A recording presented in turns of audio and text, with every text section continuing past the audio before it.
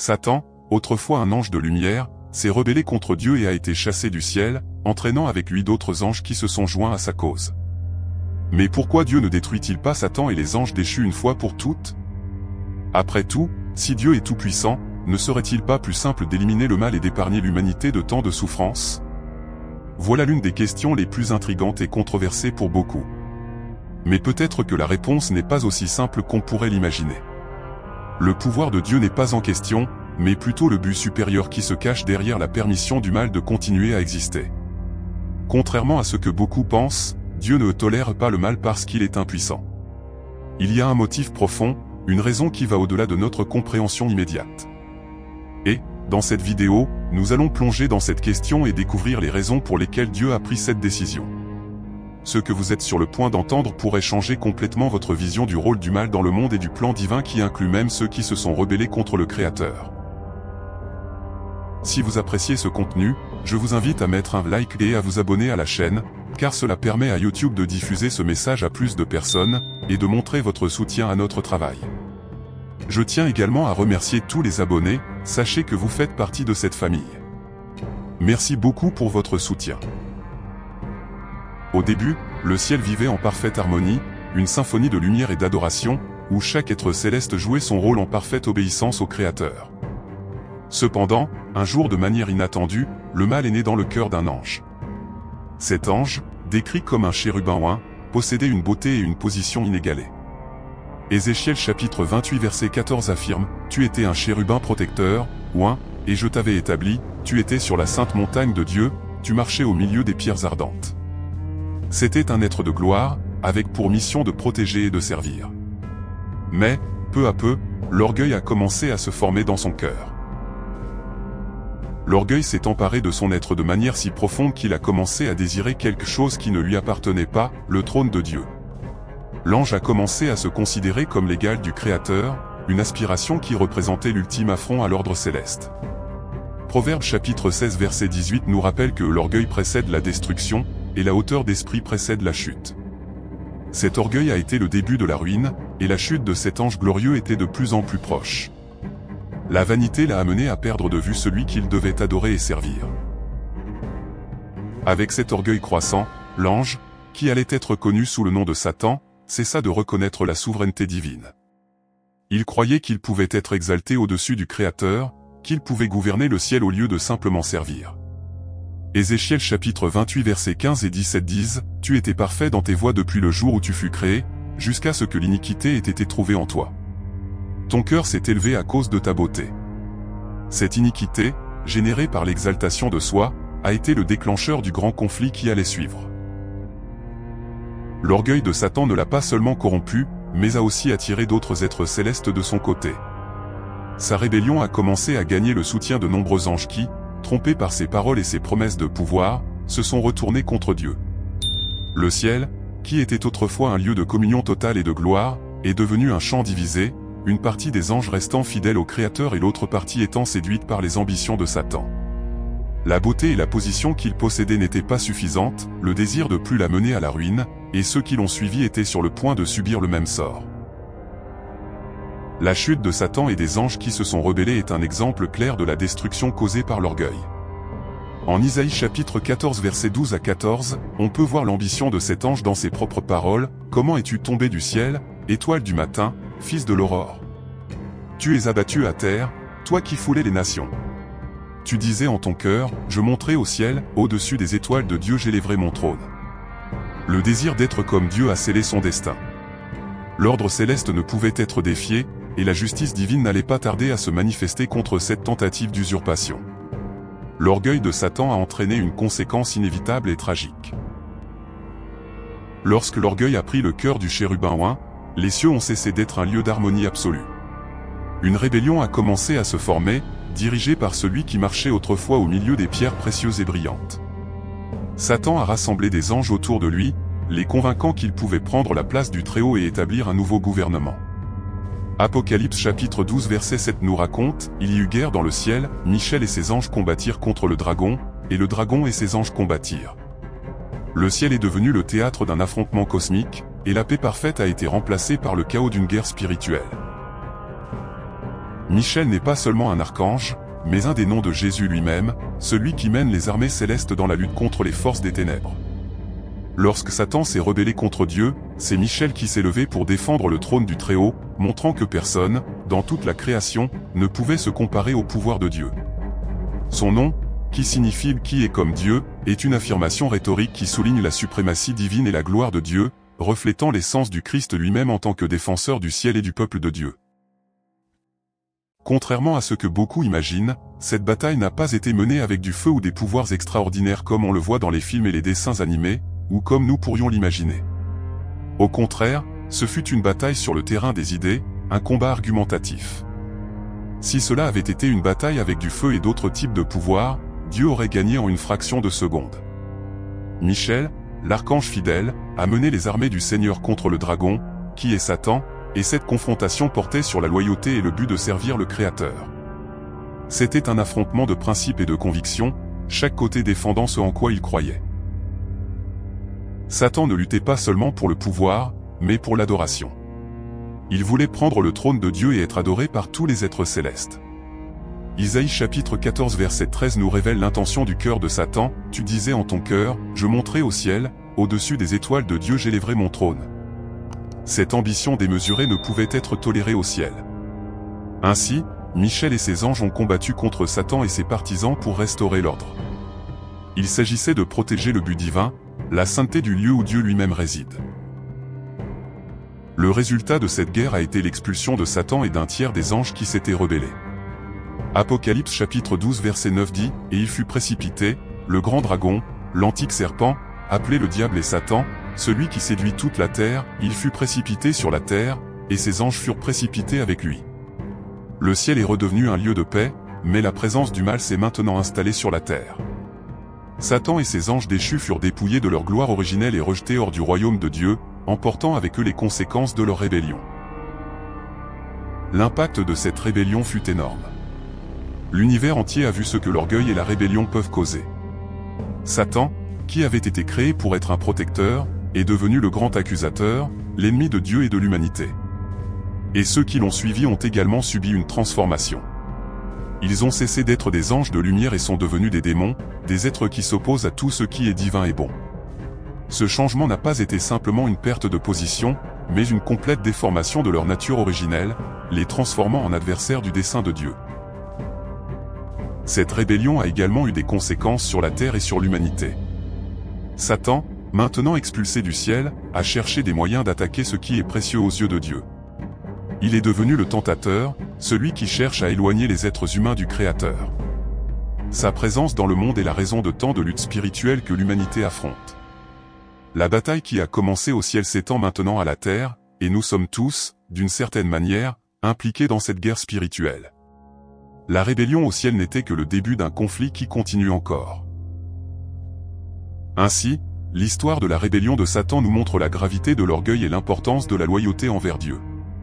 La bataille a été remportée au ciel, mais le conflit entre le bien et le mal continue ici sur terre, impactant la vie de chacun d'entre nous. Après la chute de Satan et de ses anges, une question inévitable surgit, pourquoi Dieu n'a-t-il tout simplement pas détruit ces êtres qui se sont rebellés contre lui? La réponse est profondément liée au concept de libre arbitre et au dessein divin. Dieu a créé tous les êtres, y compris les anges, avec la liberté de choisir leur chemin. Le libre arbitre est un don précieux, car il permet à l'obéissance et à l'amour d'être authentiques et non forcés. Si Dieu avait détruit Satan immédiatement, il aurait éliminé cette liberté essentielle. Ainsi, les anges ont été créés pour servir et adorer par choix, non par contrainte.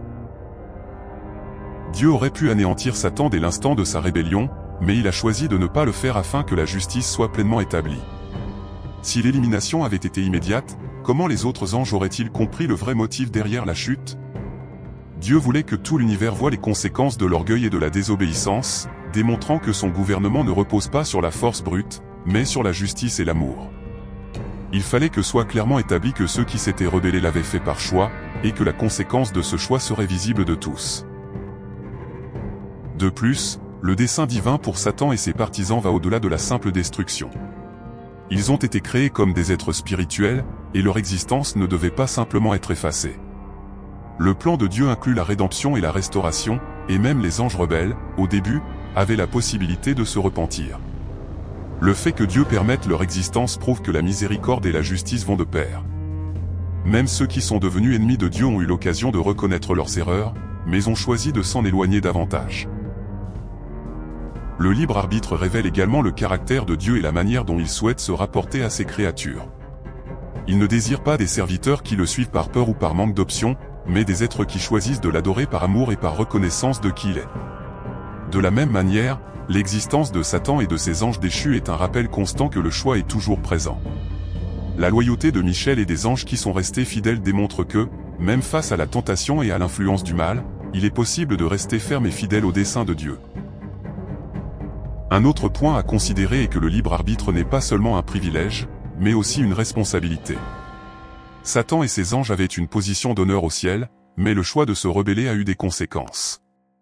Dieu a permis que cela arrive pour que la justice soit rendue de manière transparente et pour que l'univers témoigne de la nature du mal. Ainsi, la présence de Satan dans le monde sert de témoignage des conséquences des mauvaises décisions.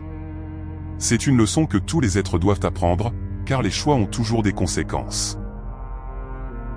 Jusqu'à la mort de Jésus sur la croix, il y avait une possibilité de pardon pour Satan et ses anges. Cette opportunité a été offerte parce que Dieu, dans sa miséricorde infinie, souhaitait que même les êtres rebelles puissent trouver la rédemption. Cependant, cette offre de repentir a été rejetée par Satan. Il n'a pas seulement refusé le pardon, mais s'est réjoui de la mort de Christ, démontrant ainsi sa véritable nature maléfique. Ce moment fut un tournant décisif, où les anges et tout l'univers ont pu voir l'essence du caractère de Satan et son opposition totale au dessein divin. Le sacrifice de Jésus a été un acte suprême d'amour, un prix très élevé payé pour la rédemption de l'humanité et de toute la création. Jusqu'à ce moment-là, Satan aurait pu se repentir et revenir sur sa rébellion. Cependant, il a choisi la voie de l'orgueil et de la méchanceté, se réjouissant de la mort du Fils de Dieu. En faisant cela, il a scellé son destin et prouvé qu'il n'y avait plus de place pour le repentir. La croix a révélé non seulement l'amour de Dieu pour l'humanité, mais aussi la nature irrévocable de la décision de Satan de s'opposer au Créateur. Ce contentement de Satan à l'égard de la mort du Christ fut un acte civil qu'il révéla à tous les anges restés fidèles à Dieu le véritable visage du mal. Alors que les cieux se taisaient devant le sacrifice de Jésus, Satan se réjouissait. C'est à ce moment que la ligne fut tracée de façon définitive. Il n'y avait plus de doute quant à la véritable nature de Satan, et sa rébellion ne relevait ni d'une erreur ni d'un malentendu, mais bien d'un rejet délibéré et complet de l'amour et de la justice de Dieu. Cette attitude fit comprendre aux anges non déchus l'impossibilité d'une réconciliation. La possibilité de repentance offerte jusque-là montre l'immense patience de Dieu. Il a étendu l'opportunité de rédemption jusqu'au dernier moment possible, même pour ceux qui étaient devenus ses plus grands ennemis. Cela révèle que l'amour de Dieu est sans limite et qu'il était prêt à pardonner, à condition qu'il y ait un repentir authentique. Mais, en rejetant la croix et en se réjouissant de la souffrance du Sauveur, Satan a démontré que son choix était définitif et irréversible. Il ne restait plus aucune possibilité de rédemption, seulement la certitude du jugement à venir. Jésus, en mourant sur la croix, a vaincu le pouvoir du péché et de la mort, incluant également le pouvoir que Satan exerçait sur la création. Avec la résurrection du Christ, il est devenu évident que le plan de Dieu prévaudrait et que le mal n'aurait pas le dernier mot. Pourtant, Satan continua son opposition, désormais sans aucune possibilité de repentance. Son choix de se rebeller et de se réjouir de la mort de Christ l'exclut de toute chance de rédemption. À partir de ce point, le dessein de Dieu pour Satan et ses partisans devint le jugement et la condamnation finale. Le sacrifice du Christ fut le point de rupture non seulement pour l'humanité, mais pour toute la création. Il a offert le salut à tous ceux qui se repentiraient, mais a également scellé le destin de ceux qui ont rejeté la miséricorde de Dieu. En rejetant le sacrifice de Jésus, Satan perdit toute chance de rédemption et révéla à l'univers entier l'essence de sa malveillance. Cet acte mit un terme définitif à la possibilité de repentance pour les anges déchus, qui attendent désormais le jugement final, où ils seront définitivement vaincus et détruits. La décision de Dieu de permettre à Satan et à ses anges déchus de continuer à exister ne repose pas sur un manque de pouvoir, mais sur sa miséricorde infinie et sa justice. Dieu est juste et, à ce titre, il veut que tout l'univers soit témoin des conséquences du mal. Si Satan avait été détruit immédiatement après sa rébellion, les autres êtres célestes n'auraient peut-être pas compris la gravité de son choix. En permettant à Satan de continuer à exister, Dieu garantit qu'un jugement juste et public ait lieu, où tous verront le résultat de ses actions et l'inévitabilité des conséquences pour ceux qui rejettent le bien. Cette permission accordée à Satan ne signifie pas que Dieu est complaisant envers le mal, mais qu'il veut que la justice soit faite de manière claire et compréhensible pour tous les êtres de l'univers. Dieu aurait pu éliminer le mal d'un seul coup, mais sa justice exige que chaque acte soit analysé et jugé en fonction de ses intentions et de ses conséquences. Dieu est patient et donne l'opportunité à tous, même aux êtres rebelles, de voir la vérité par eux-mêmes. Ainsi, personne ne pourra prétendre que Dieu a été injuste ou arbitraire dans ses décisions. La miséricorde de Dieu se reflète dans la façon dont il gère le mal. Au lieu de simplement éradiquer Satan, il a permis que le temps passe pour que la nature du péché devienne évidente. C'est un exemple de la longue patience de Dieu, qui ne souhaite pas que quiconque se perde, mais que tous aient l'opportunité de se repentir. Cependant, Satan et ses anges ont fait leur choix, et malgré cela, Dieu, dans sa miséricorde, a attendu le moment opportun pour que chaque acte puisse être jugé de façon équitable et pour que personne n'ait de doute sur la nature du mal. En outre, Dieu veut démontrer à l'univers que son gouvernement est basé sur l'amour et la liberté de choix, et non sur la peur ou la contrainte. Satan a accusé Dieu d'être injuste et d'imposer ses lois de manière tyrannique. En permettant à Satan de continuer à exister, Dieu montre que son gouvernement respecte la liberté de choix de chaque être, même de ceux qui s'opposent à lui. C'est un témoignage clair que Dieu ne craint pas les accusations et est prêt à laisser l'univers entier voir par lui-même qui a raison et qui a tort. La patience de Dieu ne signifie pas qu'il laissera le mal impuni. Le jugement de Satan est déjà déterminé, et un jour viendra où il sera complètement détruit. Mais Dieu attend afin que l'univers entier comprenne la justice de cet acte. Dans Romains chapitre 12 verset 19, Dieu nous dit « À moi la vengeance, c'est moi qui rétribuerai, dit le Seigneur. » Le temps du jugement viendra, et lorsqu'il arrivera, ce sera d'une manière que tous comprendront qu'il était juste et nécessaire. Entre-temps, Satan continue d'agir dans le monde, mais il est limité par le pouvoir de Dieu et soumis à son plan. Ce que nous ne comprenons souvent pas, c'est que même la permission donnée par Dieu à Satan de vivre fait partie du plan divin pour nous enseigner quelque chose. L'existence du mal nous montre l'importance de nos choix et nous rappelle constamment la nécessité de rester proche de Dieu. Alors que Satan continue de tenter d'éloigner l'humanité du Créateur, Dieu utilise même cette opposition pour révéler son amour et son plan de salut. Chaque tentation, chaque défi, est une opportunité d'apprendre et de nous rapprocher encore plus de Dieu. Ainsi, la miséricorde et la justice de Dieu vont de pair, et il a un dessein dans tout ce qu'il fait et permet. Bien que Satan soit toujours présent, sa défaite est déjà assurée, et son jugement sera observé par tous. Maintenant, examinons comment cette bataille spirituelle influence notre vie et ce que cela signifie pour notre relation avec Dieu et avec le mal qui existe encore dans le monde. Alors, quelle est la leçon à tirer de tout cela? Dieu, dans sa sagesse, a décidé de ne pas éliminer Satan et ses anges déchus immédiatement, non pas par manque de pouvoir, mais parce qu'il y a un dessein plus grand en jeu, un dessein qui implique la liberté, la justice et la compréhension complète du mal et de ses conséquences. La bataille spirituelle qui a commencé au ciel continue aujourd'hui dans nos vies. Et chacun de nous est au centre de cette lutte, ayant à faire des choix quotidiens entre le bien et le mal, entre suivre l'orgueil ou chercher l'humilité devant Dieu. Aujourd'hui, vous avez l'opportunité de faire un choix en faveur de Jésus, celui qui nous offre la véritable vie et la liberté. La Bible nous avertit dans Hébreux chapitre 3 verset 15, « Aujourd'hui, si vous entendez sa voix, n'endurcissez pas votre cœur. Ne laissez pas l'orgueil ou le doute vous éloigner de cette décision. » Quel choix ferez-vous à partir de maintenant, sachant que Dieu veut que vous soyez libre de choisir le bien par amour et non par contrainte? Réfléchissons ensemble, comment pouvez-vous vous rapprocher de Dieu et résister au mal présent dans le monde? J'aimerais connaître vos pensées. Laissez votre commentaire, aimez la vidéo, et abonnez-vous à la chaîne pour continuer ce cheminement avec nous. Que Dieu vous bénisse, et à la prochaine.